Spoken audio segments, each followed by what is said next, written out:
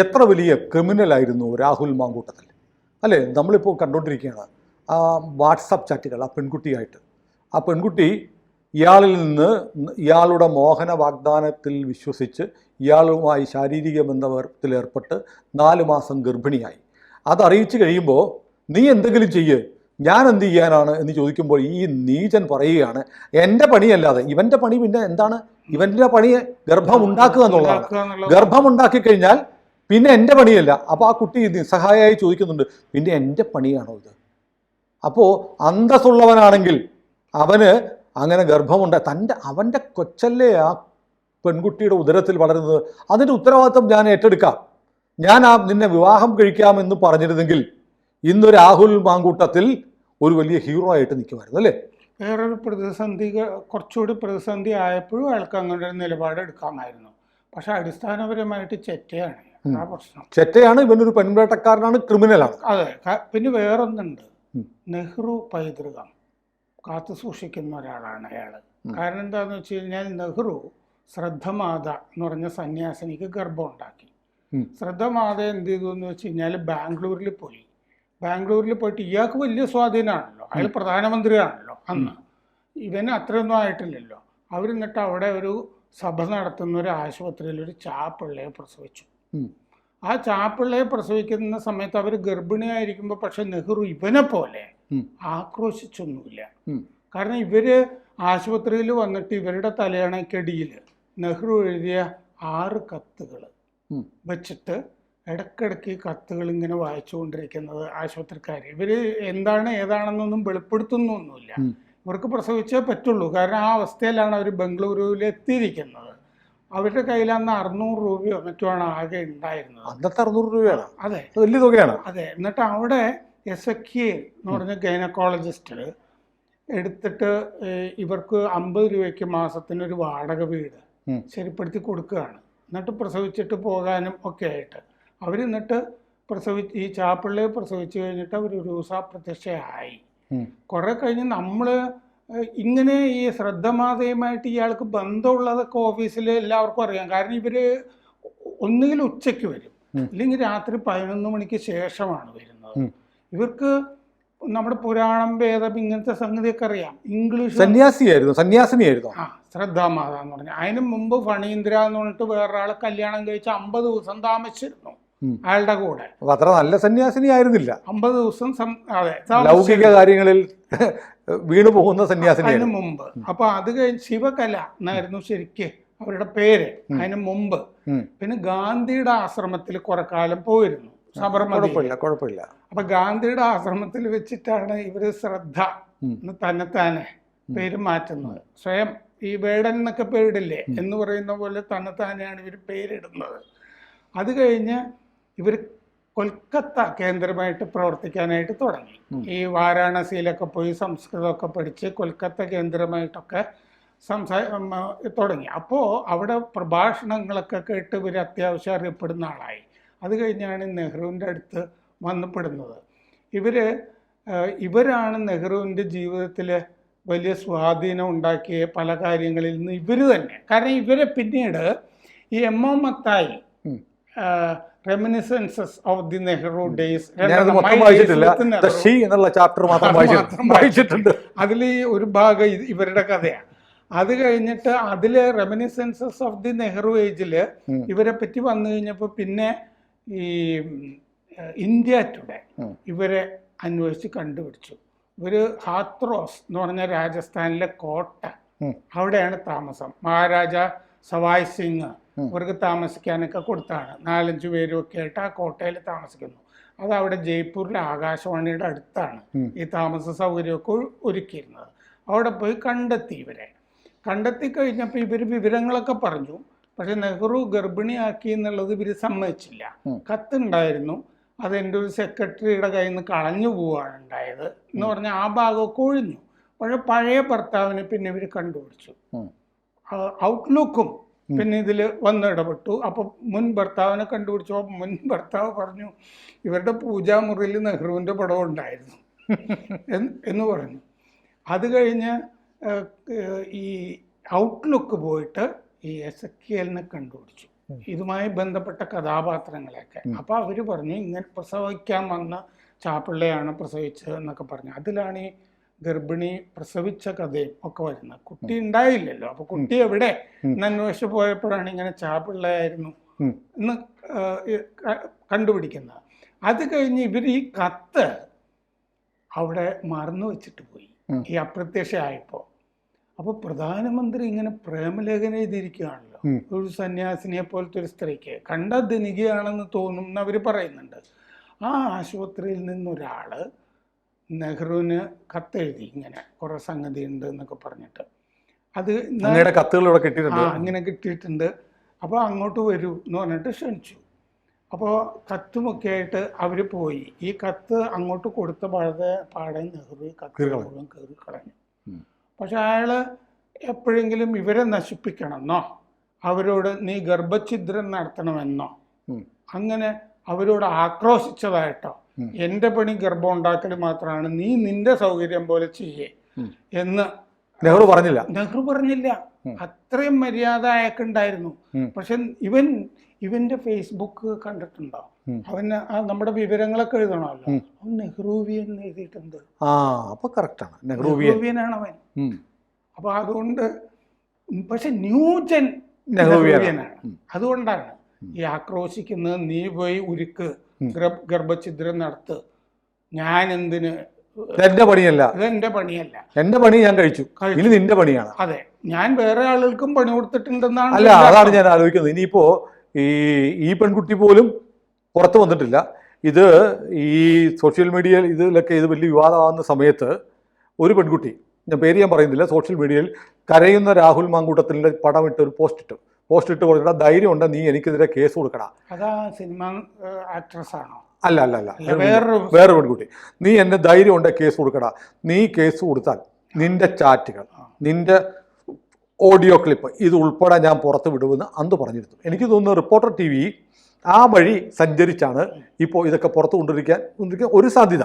അതാവണമെന്നില്ല, പല സാധ്യതകളുണ്ട്. എന്തായാലും ഈ ചാറ്റ് ഉണ്ടല്ലോ, ഇപ്പോൾ സുനിൽ പറഞ്ഞ ഈ ഗർഭഛിദ്രത്തിന്റെ, അത് മിക്കവാറും ചാനലുകളിലുണ്ട്, എല്ലാ ചാനലിലും ഉണ്ട്. അല്ല, ഓഡിയോ ക്ലിപ്പ് കേൾപ്പിച്ചത് റിപ്പോർട്ടർ TV ആണ്. അത് ഞാൻ കേട്ടു, ഓഡിയോ. ഈ പറയുന്നൊക്കെ തന്നെ, അതെ, അത് ഇതിന്റെ ഓഡിയോ ക്ലിപ്പ്.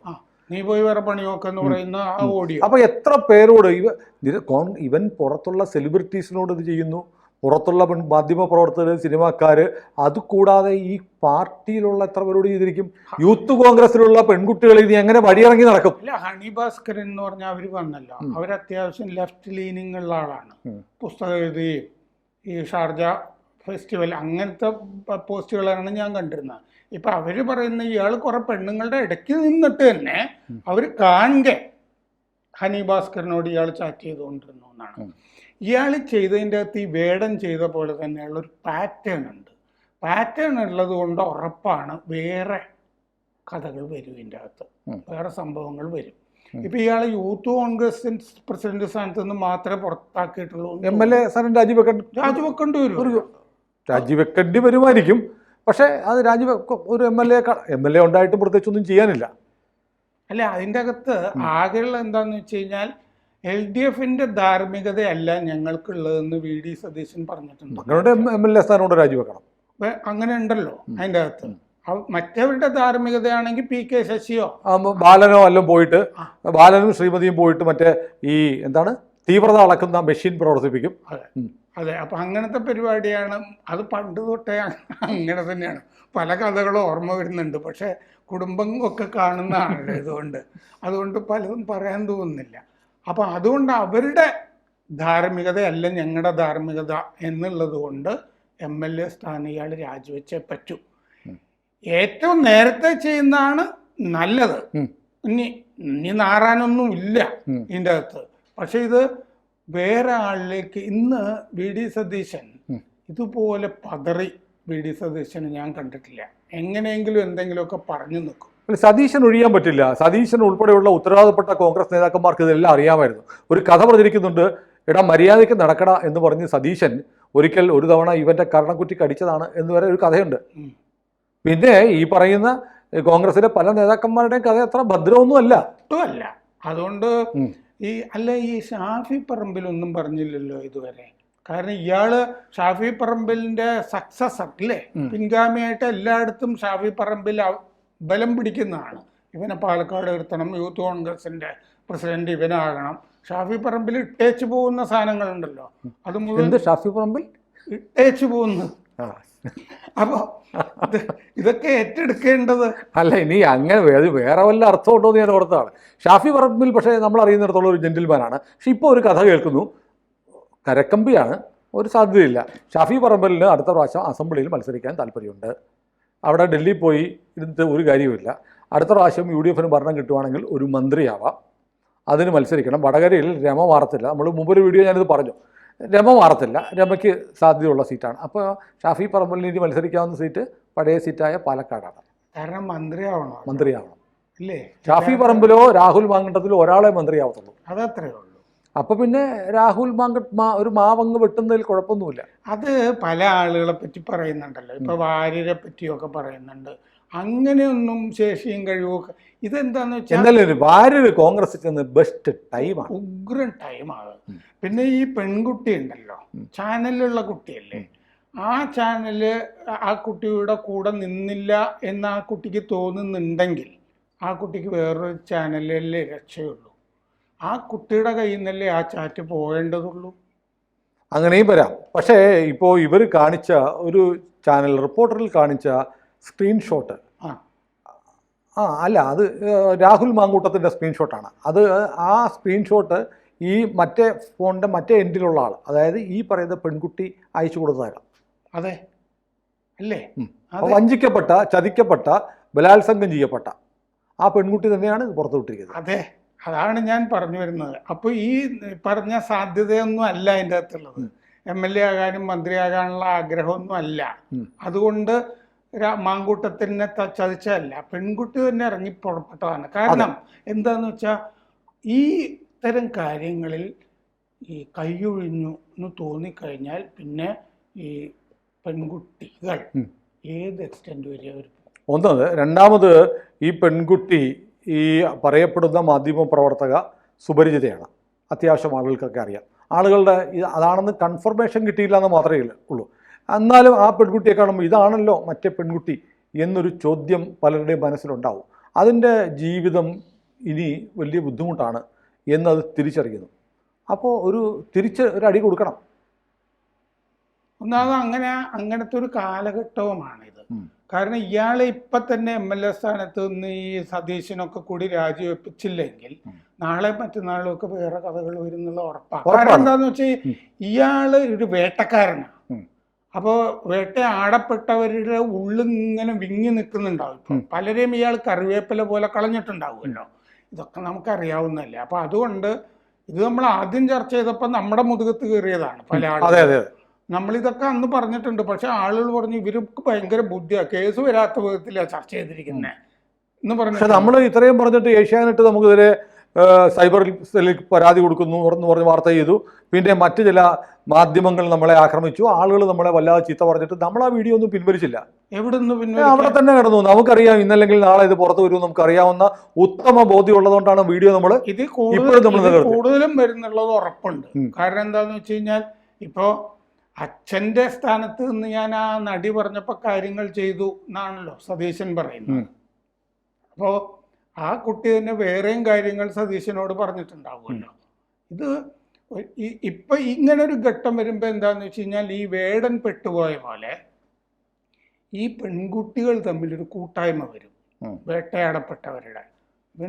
ഇവന് ഇനി രാഷ്ട്രീയ ജീവിതം എന്ന് പറഞ്ഞൊരു സംഭവം ഇല്ല. വേറെ എന്തെങ്കിലുമൊക്കെ പണിയൊക്കെ ചെയ്ത് ആരെങ്കിലും അടുപ്പിക്കുമോ? എവിടെങ്കിലും ഇവനെ പൊതു സമൂഹത്തിൽ കണ്ടാൽ ആളുകൾ ഒരു പെൺവേട്ടക്കാരനായിട്ടല്ലേ കാണുള്ളൂ. ഇത് മാത്രമല്ല സാർ, ഞാൻ പറയുന്നതല്ല, യൂത്ത് കോൺഗ്രസ് ഒരു വലിയ സംഘടനയാണ്. ഇതിനകത്ത് ഒരുപാട് വനിതകൾ പങ്കെടുക്കുന്നുണ്ട്. ഇവൻ പുറത്തുള്ള അപരിചിതരായ ആളുകൾക്ക് പോലും അങ്ങോട്ട് മെസ്സേജ് അയച്ച് കിടപ്പറയിലേക്ക് വരാൻ ഹോട്ടലിൽ പോകാൻ വിളിക്കുന്നവനാണ്. അപ്പോൾ മറ്റേ ആബാലവൃദ്ധം ജനങ്ങളോട് ഇങ്ങനെ. അതെ, ഞാൻ ചോദിക്കുന്നത് എങ്ങനെയല്ല. ഇവൻ യൂത്ത് കോൺഗ്രസിന്റെ പ്രസിഡന്റാണ്. യൂത്ത് കോൺഗ്രസിൽ ഒരുപാട് വളർച്ച ആഗ്രഹിക്കുന്ന ഒരുപാട് പെൺകുട്ടികളുണ്ട്. അവരോടൊക്കെ ഇവൻ ഇങ്ങനെ പെരുമാറിയിട്ടില്ല എന്ന് എങ്ങനെ കരുതും? അതൊന്നും പറയാൻ പറ്റില്ല. അപ്പൊ യൂത്ത് കോൺഗ്രസിൽ പ്രവർത്തിക്കുന്ന പെൺകുട്ടികളെ കുറിച്ച് ആളുകൾ എന്തായിരിക്കും ഇനി കരുതുക? അതെ, അപ്പൊ ആ പെൺകുട്ടികൾ രംഗത്ത് വരണമല്ലോ. അവരോട് പലരും ഇത് പറഞ്ഞിട്ടുണ്ടാവുമല്ലോ. അല്ല, അവർക്ക് അനുഭവം ഉണ്ടായിട്ടില്ലെന്ന് പറയാൻ പറ്റുമോ? അവർക്ക് പലർക്കും അനുഭവം ഉണ്ടായിട്ടുണ്ടാവും.